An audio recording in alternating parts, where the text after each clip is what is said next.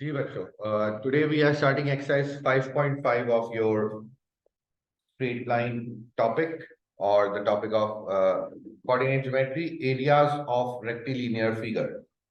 Rectilinear diagram, rectilinear figures are two-dimensional figures.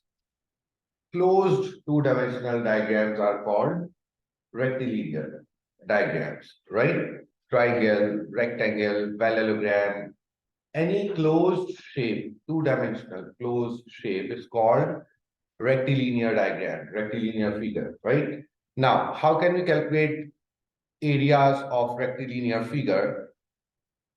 For example, we have a triangle here. For example, we have a triangle here and we have to calculate its area. So, for area of triangle, for example, here it is A with 3 and 1. Here it is B. Here it is B with 5 and minus 4. And here it is C with 1 and minus 6. Right? We have to calculate its area. अब आप देखिए, it is लग रहा है ऐसा कि it is an isosceles triangle, and we have a formula for finding out the area of triangle, which is half base into height. एक process तो ये है, बेस कैलकुलेट करें, हाइट कैलकुलेट करें और फिर एरिया कैलकुलेट कर दें, ठीक है।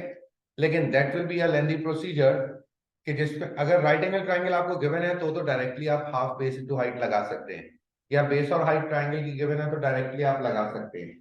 लेकिन अगर ऐसा ना हो, सिर्फ कोऑर्डिनेट्स गिवन हो, तो आपके पास we have an other formula, and that formula is Hero's formula, which is half. क्या लिखेंगे सबसे पहले? हाफ। अगर हमें इस डायग्राम का एरिया चाहिए तो स्टार्ट कहां से होंगे? ए से स्टार्ट होंगे। कहां से? ए से अगर स्टार्ट हो रहे हैं तो सबसे पहले ए के कोऑर्डिनेट्स 3 1। ए से हम चलते हुए कहां तक आएंगे? बी तक आएंगे तो बी के कोऑर्डिनेट्स 5 माइनस 4। बी से चलते हुए कहां तक आएंगे? सी तक आएंगे 1 माइनस 6। क्या अभी डायग्राम क्लोज हुई? नहीं, अभी क्लोज नहीं हुई, और हम वर्किंग कर रहे हैं रेक्टिलिनियर फिगर पर। इसको क्लोज करना जरूरी है, तो क्लोज करने के लिए हमें वापस कहां जाना पड़ेगा? हमें ए पर जाना पड़ेगा वापस। तो दोबारा से ए के कोऑर्डिनेट्स आ गए 3 1 क्लोज। आप देखिए, अगर ट्राइंगल है तो कॉलम्स कितने बनकर आए? अगर रेक्टेंगल होगा तो कॉलम्स कितने बनेंगे? 5 कॉलम्स बनेंगे, राइट। अगर उससे ज्यादा 5 कॉर्नर वाली अगर शेप हुई हमारे पास, पेंटागन हुआ तो 6, हेक्सागन हुआ तो 7, एंड सो ऑन, राइट। अब आइए एरिया कैलकुलेट कर रहे हैं, हाफ। प्रोसेस क्या है सुनिएगा, ऐसे मल्टीप्लाई करते हुए जाएंगे क्रॉस में। तो 3 4 जा 12 with minus sign, 5 6 जा 30 with minus sign, 1 1 जा 1 with plus sign। कंप्लीट, ठीक है। अब आएंगे वापस क्रॉस में मल्टीप्लाई करते हुए। ना 6 3 जा 18, अच्छा वापस आए तो माइनस साइन, 18 भी माइनस में। नाउ 1 4 जा 4 माइनस में, 5 1 जा 5 माइनस में, सॉरी प्लस में। So here it is, it will be half. कितना हो गया ये बच्चों? 41 माइनस 41, और ये कितना हो गया? माइनस में 17, और 17 प्लस 41 कितना हो गया?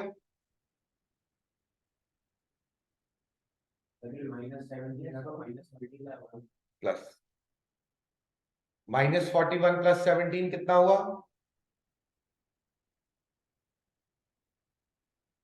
कितना? 24 माइनस के साथ डिवाइडेड बाय 2 कितना हो गया? 12। और ये जो मॉड्यूलस लगा हुआ है, ये माइनस का साइन एलिमिनेट कर देता है, एरिया हमेशा आएगा प्लस में। तो पता ये चला इस ट्राइंगल का एरिया क्या आ गया, 12 आ गया। बात आ रही है समझ में? Any confusion? No.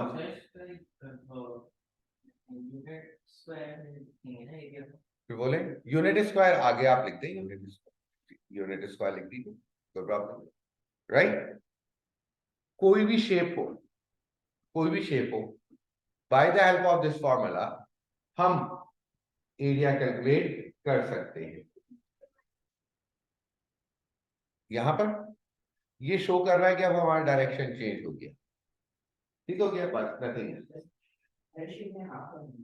Exactly, in everything, in everything हमेशा हाफ और साथ में तमाम कोऑर्डिनेट्स आ जाएंगे, और जहां से स्टार्ट हुए स्टार्टिंग में भी वो कोऑर्डिनेट, एंड भी उसी कोऑर्डिनेट पर होगा, right? So according to this अब कुछ क्वेश्चन सॉल्व करते हैं।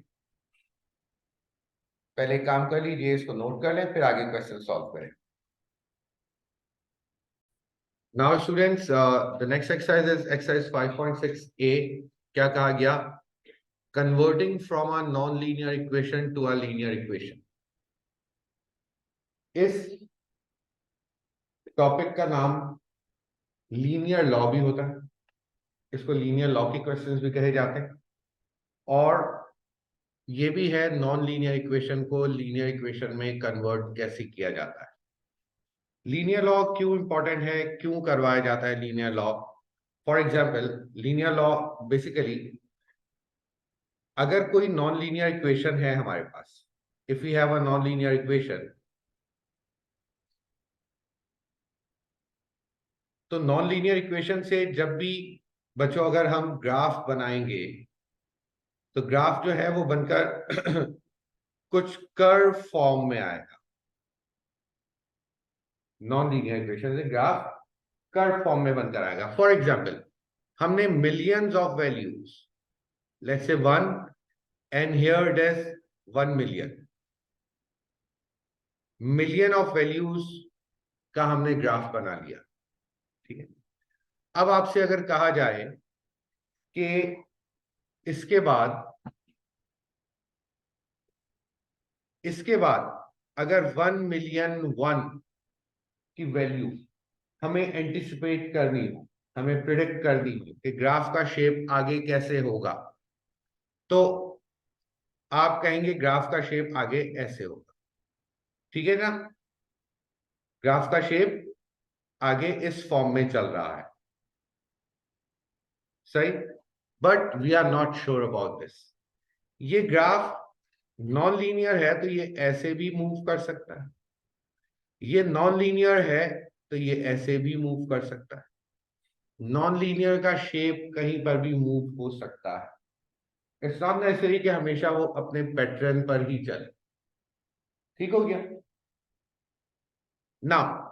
तो अब क्या करते हैं हम, 1 मिलियन वैल्यूज तो हमने कैलकुलेट कर ली, लेकिन आगे की प्रिडिक्शन अभी भी नहीं कर पा रहे हैं हम। तो फिर हम क्या करते हैं, इस नॉन लीनियर को कन्वर्ट करते हैं लीनियर ग्राफ। और फिर तो लीनियर तो आपको मालूम है इन्फिनाइट तक की वैल्यूज को प्रिडिक्ट कर देता है।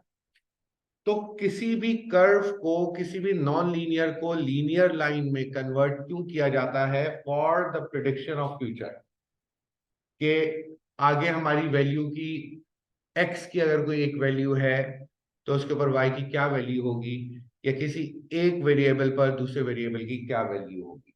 तो फॉर प्रिडिक्शन हम नॉन लीनियर कर्व को, नॉन लीनियर ग्राफ को लीनियर ग्राफ में कन्वर्ट करते हैं, सही है ना? अब लीनियर में कन्वर्जन किस तरह होती है जरा देखिएगा।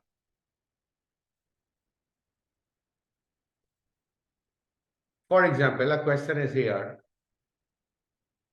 for example a question is here, y equals to ax plus b over x, इसको हमें लीनियर में कन्वर्ट करना, ठीक है? तो याद रखिएगा बच्चों, लीनियर इक्वेशन क्या होती है आपको मालूम है, लीनियर इक्वेशन क्या होती है आपको मालूम है, y equals to mx plus c। क्या यही लीनियर इक्वेशन है? हमेशा आप पढ़ते हुए आए कि लीनियर इक्वेशन है y equals to mx plus c। लेकिन आज आपको हम थोड़ा सा टेक्निकली बताएं, और ये तमाम चीजें आपको मालूम है, लेकिन फिर भी हम डिस्कस कर लेते हैं कि लीनियर इक्वेशन किसे बोला जाएगा। लीनियर इक्वेशन बच्चों इसे बोला जाएगा कि लेफ्ट साइड पर y नजर आए, लेफ्ट साइड पर y नजर आए, ऐसे ही हमारा राइट साइड पर एक कांस्टेंट टर्म नजर आए, c जो यहां नजर आ रही, और एक ऐसी टर्म नजर आए जिसके साथ x हो, राइट। इन तीन टर्म्स पर अगर कोई इक्वेशन आ गई तो हम उसको कह सकते हैं कि ये लीनियर इक्वेशन बनकर आ गई। ठीक है, आपसे कहा y equal to A x plus B over X को लीनियर इक्वेशन में कन्वर्ट कर दीजिए, सही है। तो अब आप देखिए कैसे इसको कन्वर्ट किया जा रहा है, यहां पर सॉल्व करके बताया है, लेकिन मैं यहां सॉल्व कर रहा हूं ताकि आप लोगों को इजीली समझ में आ सके। क्या मैं लिख सकता हूं y इक्वल टू, एलसीएम ले लिया मैंने, a x square plus B over x, कोई प्रॉब्लम ना। एक्स क्रॉस में मल्टीप्लाई हो गया x y equal to A x square plus b, हो गया। अब आप देखिएगा बच्चों, क्या ये फॉर्म ऐसी फॉर्म हो गई कि जहां पर लेफ्ट साइड पर y नजर आ रहा है, y के साथ कुछ भी हो सकता है, नो इशू। राइट साइड पर एक कांस्टेंट टर्म नजर आ रही और एक टर्म x के साथ नजर आ रही है। अब वो x कुछ भी हो सकता है, एक्स स्क्वायर हो, एक्स क्यूब हो, अंडर रूट एक्स हो, कुछ भी हो सकता है, बट इक्वेशन ये हम कहेंगे इसको y equals to M x plus C, y equals to M x plus C. According to this equation y क्या हो गया हमारे पास, y हो गया जनाब एक्स वाई, कि y एक्सिस पर एक्स वाई प्लॉट किया जाएगा, x एक्सिस पर क्या प्लॉट किया जाएगा, एक्स स्क्वायर प्लॉट किया जाएगा। तो जनाब अगर हम एक कर्व बनाएंगे, अगर हम एक ग्राफ बनाएंगे इससे, तो बच्चों ऐसा ग्राफ बनेगा कि जिसके एक्स एक्सिस पर एक्स स्क्वायर की वैल्यूज होंगी और जिसके वाई एक्सिस पर एक्स वाई की वैल्यूज होंगी। अगर हम ग्राफ बना दें y equal to A x plus B over X का, तो कर्व बन के आएगा। लेकिन अगर हम ग्राफ बना दें X square versus X Y का, तो स्ट्रेट लाइन बनकर आ जाए। ठीक हो गया। अब जनाब what is m, what is gradient, gradient क्या हो जाएगा, वैल्यू ऑफ a हो जाएगा ग्रेडियंट, और y इंटरसेप्ट क्या हो जाएगा, जहां से ग्राफ y एक्सिस को टकराएगा वो वैल्यू b की हो जाएगी। बात आ रही है समझ में। मजीद आगे वर्किंग करेंगे तो चीजें क्लियर होंगी, देखिएगा ना।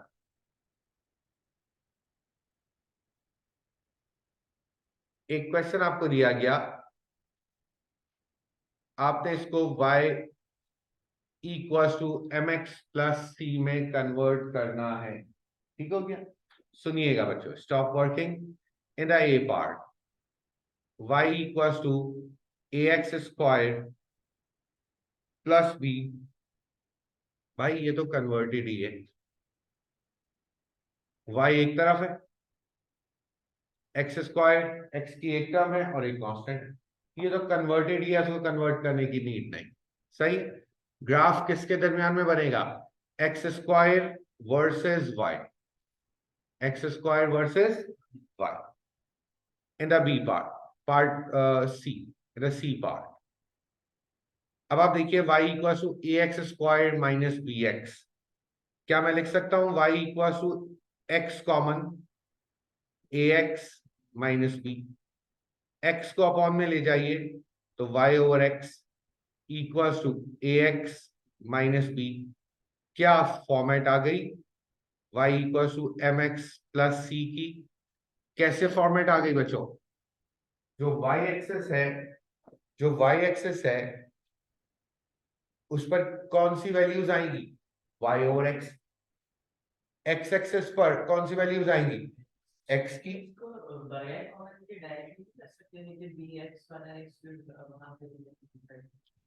कहां पर ले जाएं, इस तरफ ले जाएं। हाँ, हमें सिर्फ y की टर्म चाहिए, उसके बाद बी एक्स ऐड हो रहा होगा, फिर बी अननोन हो जाएगा, वो कैलकुलेट कैसे करेंगे। ठीक है, तो y over X y axis पर आ गया और x एक्सेस पर सिर्फ x रहा, तो ये ग्राफ बना versus x versus y over X का। आ रही है बात समझ में? ना मजीद आगे आइए, अगर हम पार्ट ई इसका सॉल्व करें तो क्या लिखा है बच्चों, y इक्वल टू, मैं एलसीएम ले रहा हूं राइट साइड पर, कौन सा एलसीएम, अंडर रूट एक्स का, तो ये क्या बना, a x plus b, root x multiply हुआ तो अंडर रूट एक्स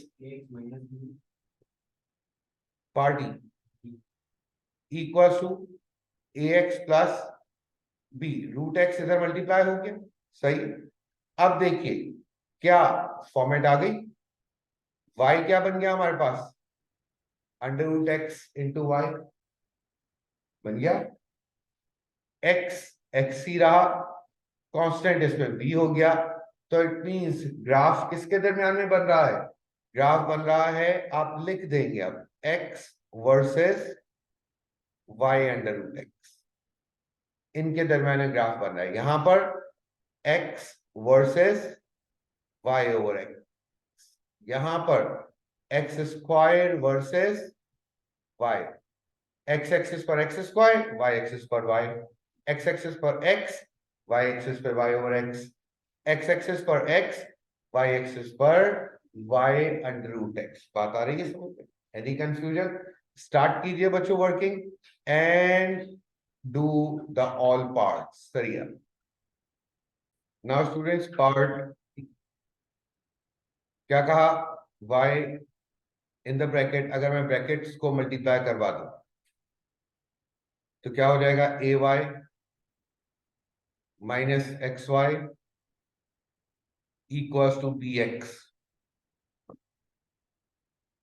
हमें y को एक तरफ रखना है और वर्किंग यहां पर करनी है, किस तरीके से हो सकता है जरा चेक करते हैं, सुनिएगा बल्कि। अगर हम ऐसा करें, मैं कंप्लीट लिख रहा हूं, a minus X equals to B x,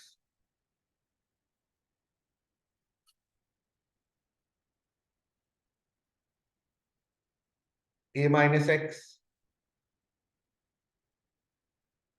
over b equals to X over Y, सही। ठीक है, क्या किया हमने, y को राइट साइड पर ले गए डिनोमिनेटर में और b को यहां पर लेकर आ गए, x को यहीं छोड़ दिया, कोई प्रॉब्लम? नो।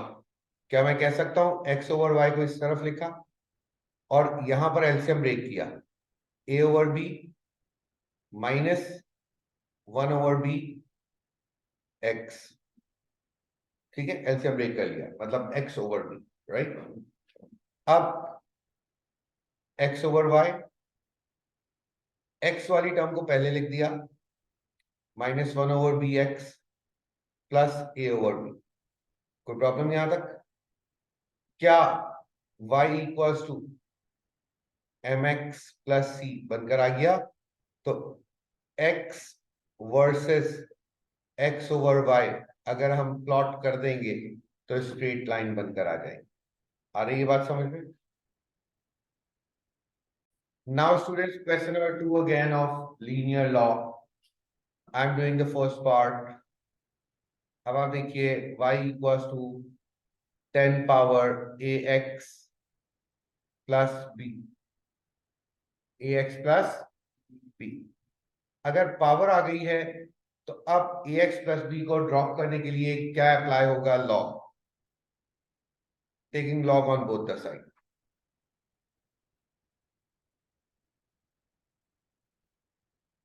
ठीक हो गया, लॉग हम पढ़ चुके, एक प्रॉपर्टी हमने पढ़ी थी, log A power B result is B, अगर लॉग की बेस और साथ में लिखा हुआ एलिमेंट सेम हो तो पावर इज द आंसर, ऐसा ही।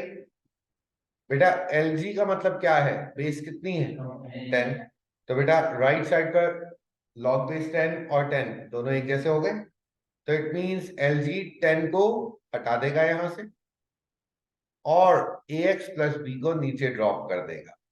ऐसा ही बनकर आ गया x versus L G Y. बन गया graph. x versus L G Y का आप ग्राफ बनाएंगे तो स्ट्रेट लाइन बनकर आ जाएगी। ऐसा ही जी बेटा, ऐसा ही है। ठीक, अब आइए पार्ट एच क्या करें, taking log on both the side. अच्छा, जिस क्वेश्चन में देखो ई लिखा हुआ, क्या लिखा हुआ, ई, तो l n on both the side करो। L N Y equal to L N a e की power p x. So L N Y equal to, log की प्रॉपर्टी, दोनों मल्टीप्लाई हो रहे हैं, एडिशन में लिख सकते हैं हम l N e power p x. L N e को कर देता है कैंसिल, कहा जाता है बेसिकली, इसके बैकग्राउंड पे दूसरी स्टोरी चल रही है। एल एन क्या होता है, लॉग बेस ई, वही बेस ई साथ में लिखा हुआ ई, तो power is the answer. So L N Y equal to P X plus L N A. बन गया जनाब। एक्स के साथ क्या आ गया, बी, और एल एन वाई। तो X versus L N Y अगर हम ग्राफ बनाएंगे तो हमारे पास स्ट्रेट लाइन बनकर आ जाएगी। बात आ रही है समझ में?